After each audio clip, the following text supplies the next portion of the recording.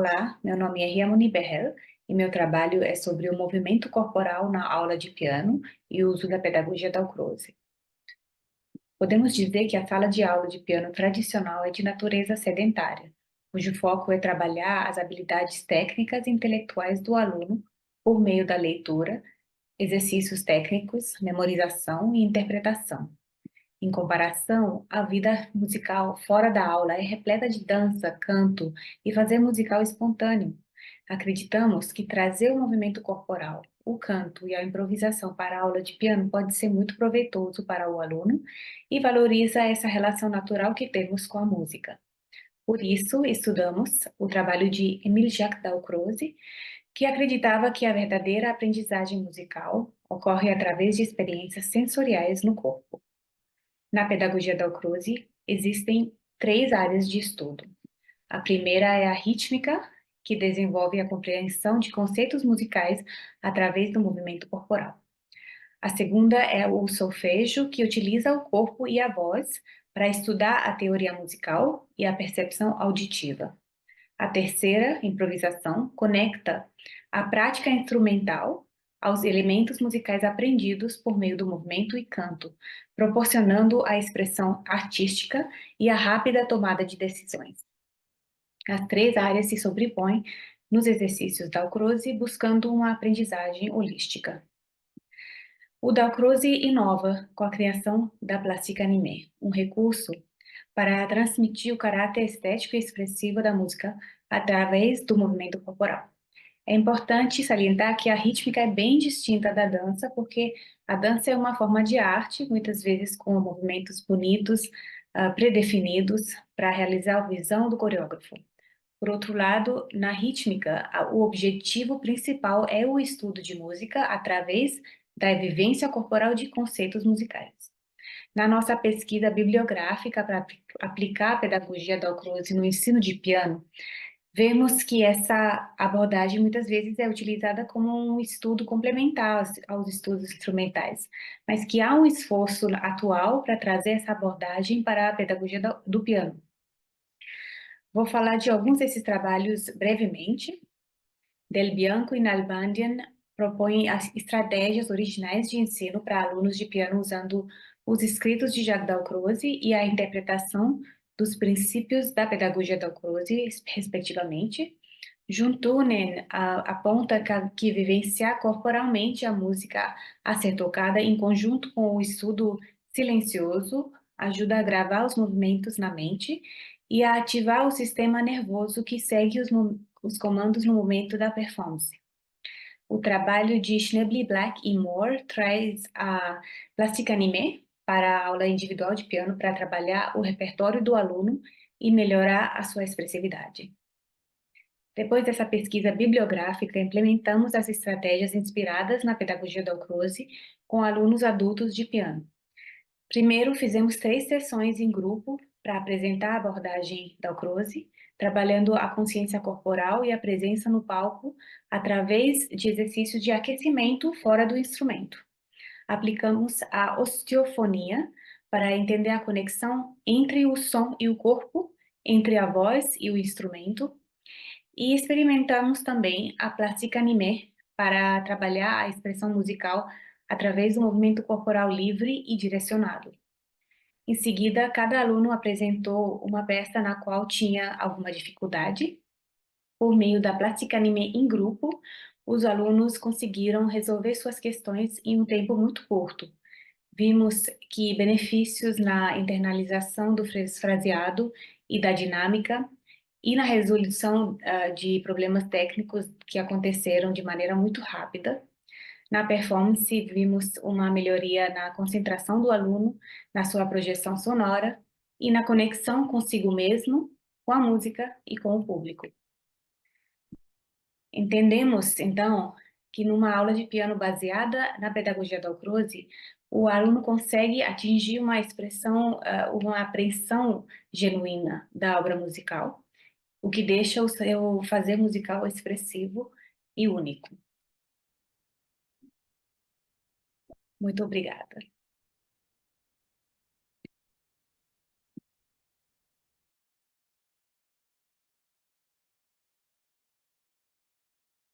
Olá a todos, meu nome é Regina do Amaral, sou pesquisadora aqui da Universidade Estadual do Oeste do Paraná e juntamente com o pesquisador Felipe André Lopes Vaz, da Universidade Estadual Paulista, redigimos o artigo intitulado Teoria da Gestalt, aplicação da teoria gestáltica para a análise musical de Carne de Vaca da suíte das Águas Paraibucanas de Beethoven Cunha. Então, primeiramente, nós discutimos um pouco sobre o que é a teoria da Gestalt, né? Então, é uma teoria que tem sua origem no campo da psicologia experimental, no início do século XX, e ela dedica-se ao estudo da percepção da forma, né? A partir da compreensão do objeto pelo todo, pela sua totalidade, possibilitando assim o entendimento estrutural desse objeto. Ela tem alguns princípios básicos, né? Por exemplo, a unidade, a segregação, o fechamento, etc., os quais serão abordados posteriormente pelo Felipe Vaz. E alguns dos principais teóricos, né, da teoria da Gestalt, nós poderíamos citar o Wertheimer, o Kafka e o Köhler também. Agora, sobre a aplicação, né, da teoria gestáltica na música, então, a Gestalt, ela propõe que as partes são inseparáveis do todo, então, deste modo, a percepção musical é definida como um fenômeno único que integra os parâmetros e os elementos musicais. Os princípios gestálticos, eles são aplicados através da identificação das relações de textura, densidade, dinâmica, ritmo, motivos, harmonias e melodia, buscando assim uma ampliação do campo da percepção sonora, além de uma análise musical tradicional. Então, através da aplicação, né, das leis ou dos princípios da Gestalt, dentro dos planos sonoros, nós conseguimos extrair alguns elementos analíticos que auxiliam a prática interpretativa. Segundo Jorge Falcón, de 2011, a ferramenta, né, da teoria da Gestalt, ela pode ser utilizada para qualquer tipo de música, porque os seus elementos não dependem, né, de questões estilísticas, históricas ou extramusicais. Então, no caso aqui, nós vamos analisar a obra Carne de Vaca, né, pertencente à suíte das Águas Paraibucanas, de Beethoven Cunha.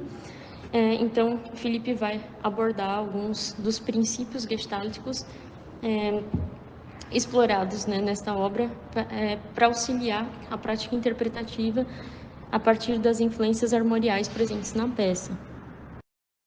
Muito bem, então, uma vez que as partes são inseparáveis do todo na teoria da Gestalt, os próprios princípios se interconectam em suas definições. Então, a unidade, o princípio da unidade seria a capacidade de perceber esses elementos melódicos, rítmicos, harmônicos presentes na peça. E dentro de Carne de Vaca, nós temos alguns elementos aqui destacados. A segregação seria o que permite diferenciar esses elementos. Deve ser levado em conta na performance, sobretudo na questão do toque e dos deslocamentos de acentos, de articulação. O princípio do fechamento estaria ligado às conclusões dessas frases, desses motivos, que também devem ser tratados e considerados pelo intérprete. A continuidade seria a percepção da sequência entre essas unidades, e que aqui é muito forte pela questão do ostinato rítmico e do próprio ostinato da mão esquerda, que faz referência ao coco de embolada, que é uma manifestação nordestina, cuja qual o Beethoven Cunha usa como inspiração para essa obra. A semelhança parte da igualdade ou proximidade entre essas unidades, então aqui nós podemos destacar essa semelhança no toque, nesse ostinato e deslocamentos rítmicos, e a proximidade seria a distância próxima de temporal e intervalar tímbrica entre essas unidades. Unificação seria a capacidade de perceber uma sucessão coerente entre as unidades, de modo que nós ouvimos características em comum em toda a peça, né, que a unificam. No caso, a questão, como já retratado assim, agora há pouco, né, a questão do timbre, a questão desses acentos deslocados, né, e a pregnância da forma seria o princípio da Gestalt que engloba todos os demais, né, configurando a essa organização clareza, equilíbrio, lógica e facilidade de interpretação e de cognição, de interpretação, né? Então, nós esperamos que esses princípios contribuam para que o performer ele leve como parâmetro as características armoriais para que se faça acessível à interpretação do ouvinte. Então, esperamos que vocês tenham gostado e que esse trabalho possa contribuir para demais pesquisas dentro da área, seja para esse repertório ou outros.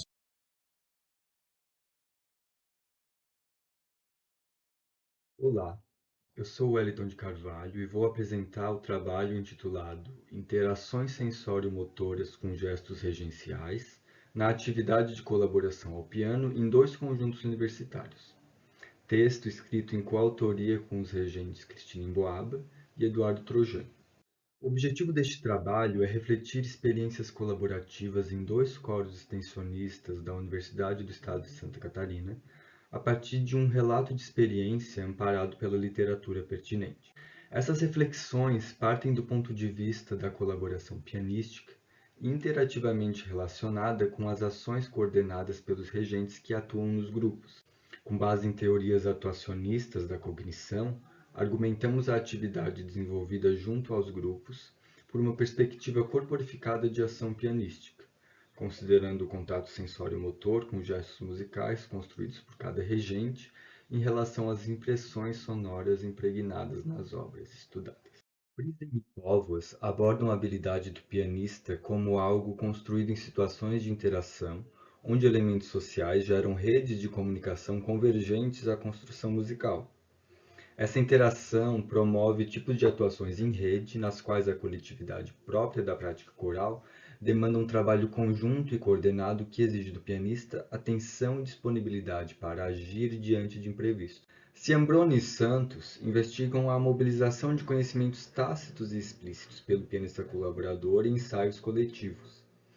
Os autores ressaltam habilidades musicocognitivas e sociocognitivas que incluem retroalimentações sensoriais contínuas, criadas a cada ação perceptiva dos músicos.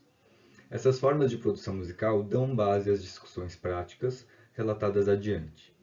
A realização de uma série de apresentações ao longo do ano de 2023 pelo grupo Madrigal Desk visou socializar o trabalho de discentes por meio de repertórios corais modernos e contemporâneos, com ênfase em obras e canções ibero-latinas, incluindo peças em inglês com ares nórdicos e manifestações do populário brasileiro e latino-americano.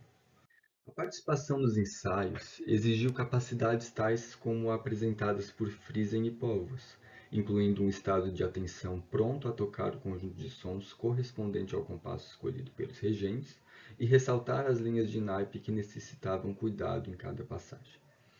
O processo interpretativo de 2 obras para coro e piano também é construído em interação com as direções artísticas da regente. Dentre os aspectos intrínsecos à prática colaborativa destacados por Ciambrone e Santos, observamos em nossa atividade que, além de suprimir notas no caso de Tundra, onde há um rearranjo da parte do piano em composição com a sonoridade do quarteto de cordas, houve a demanda de adicionar novos sons quando os regentes almejam determinado efeito sonoro, como foi o caso da peça Acalanto. Já com o coro infantil viva voz, a rotina de ensaios semanais incluiu a ambientação sonora ao piano concomitante ao aquecimento vocal corporal e aos jogos musicais propostos pelos regentes professores. A interação com tais exercícios viabilizou a investigação dos fatores de atenção, escuta e prontidão na prática, através da inserção perceptiva do pianista colaborador no grupo musical. Nesse contexto, as atividades relatadas se fundamentam em GOES, que investiga processos criativos na prática musical de coros infantis, a partir da noção de movimentação corporal. Observamos que o pianista participa das ações coordenadas pela regência, tanto nos ensaios quanto nas performances públicas de um repertório brasileiro de música popular.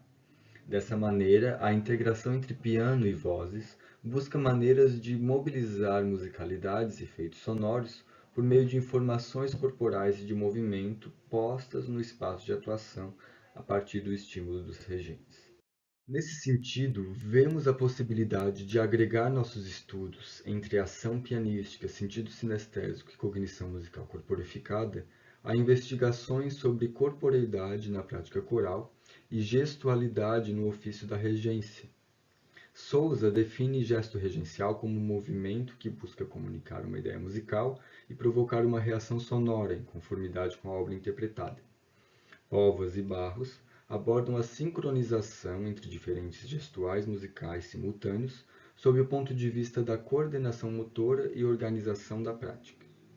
Colaborativamente, esses fatores corporais cognitivos convergem na reflexão acerca das interações sensório-motoras entre gestos pianísticos e gestos regenciais para a expressão musical de repertórios corais característicos, a qual é elaborada no contexto sociocultural e sonoro de cada grupo. Esses são os referenciais desta apresentação e muito obrigado pela atenção.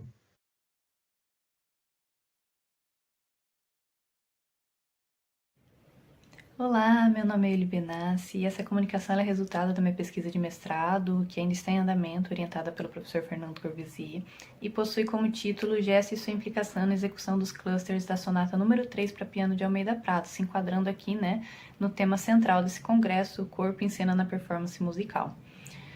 De forma geral, os gestos eles possuem funções técnicas e interpretativas. Eles são essenciais para a transmissão e construção de expressividade, significados, e além disso eles auxiliam na execução musical e produção sonora. E essas duas funções são vivenciadas de forma unificada e interligadas pelo pianista durante a experiência da performance. A sonata número 3 ela foi composta em Bloomington em 84 e possui 2 movimentos. Essa sonata ela é marcada pela constante presença de clusters, que possui uma importância estrutural dentro da obra, e representa também um gesto unificador aqui na sonata. E é importante notar que o cluster ele valoriza aspectos como a textura, o ritmo, a dinâmica e o timbre, e eles dão uma importância menor para as notas de forma individual, que vai ser muito explorado nessa sonata. A obra ela se inicia com um intervalo de segunda menor que vai ser tocado com o cotovelo e é seguido de um extenso cluster tocado com o antebraço. Esse primeiro gesto composicional ele precisa causar um grande impacto sonoro e gerar bastante ressonância. E para conseguir alcançar esse resultado sonoro interpretativo, o pianista se depara com algumas dificuldades técnicas. Então é necessário que ele também estude seu movimento corporal para realizar esse trecho. Para a execução desses primeiros compassos, o pianista precisa realizar um movimento de queda livre, que de acordo com o Center é dividido em 3 etapas. E de forma resumida, a primeira seria levantar as estruturas envolvidas, que se inicia com o levantamento do braço para tocar as díades com o cotovelo. Depois nós temos a queda de acordo com a gravidade, e aqui é importante que o pianista deixe seu braço realmente cair e não tente amortecer ou até pegar mais impulso, para que esse movimento não sofra interferência. E é importante também que o pianista se atente ao posicionamento corporal e incline seu corpo em direção ao piano para conseguir tocar esse trecho e alcançar as notas. E por fim nós temos ali o contato com o teclado, ali no cluster de antebraço. E depois desse primeiro gesto musical, o Almeida Prado indica para que deixemos ressoar bastante, então nós devemos escutar a ressonância gerada pelo cluster e esperar por uma dissolução desse som para que possamos prosseguir. O outro tipo de cluster existente nessa sonata é aquele gerado pelo acúmulo de notas e ressonância, e eu vou mostrar aqui 2 exemplos nessa comunicação. No primeiro movimento, Almeida Prado conclui cada seção com a sobreposição de segundas menores, e elas são adicionadas uma a uma ao bloco sonoro, e elas devem ser tocadas sobre um pedal contínuo, o que vai gerar como resultado ali sonoro, um cluster cromático. Na interpretação desse gesto, é importante que o pianista busque uma sonoridade homogênea, se atentando a não destacar as notas de forma individual e buscando fundir a ressonância e o timbre de cada uma com as anteriores, buscando como resultado sonoro um cluster. E além disso, esse compasso também possui uma indicação de diminuendo, então apesar da quantidade de notas aumentar, é necessário cuidado para que não seja realizado um crescendo. E nós notamos aqui que o controle de dinâmica é essencial nessa seção. Para isso eu recomendo que o pianista tenha um toque lento, partindo de próximo do teclado e atentando-se à descida das teclas para que as notas não falhem também devido à velocidade do ataque. Já no segundo movimento, nós temos nessa seção alguns elementos importantes que o Almeida Prado explora. O primeiro é o acelerando escrito, que é resultado da utilização de figuras rítmicas cada vez menores pelo compositor. E nós temos também um grande crescendo, que vai de pianíssimo a fortíssimo. Então é necessário que o pianista construa esse gesto musical aos poucos ao longo de todos esses compassos, realizando o acelerando e o crescendo gradativo até atingir o resultado esperado. E o Almeida Prado também indica um pedal contínuo durante esses compassos, e esse pedal causará um grande acúmulo de ressonância que além de impulsionar o crescendo, vai resultar também sonoramente em um cluster cromático, retomando aqui o cluster explorado no primeiro movimento. Então, dessa forma, nós notamos novamente que a atenção não deve se voltar para as notas de forma individual, e sim o resultado sonoro de cluster. Então, é importante que o intérprete busque aqui uma textura homogênea, se atentando à sonoridade esperada. E para isso eu recomendo que o pianista utilize o movimento de rotação do pulso e antebraço e menos movimento de articulação dos dedos, o que vai auxiliar ali no ganho de velocidade dinâmica e a valorizar uma textura homogênea desse bloco sonoro. Bom, essas são as referências utilizadas no meu trabalho. Muito obrigada!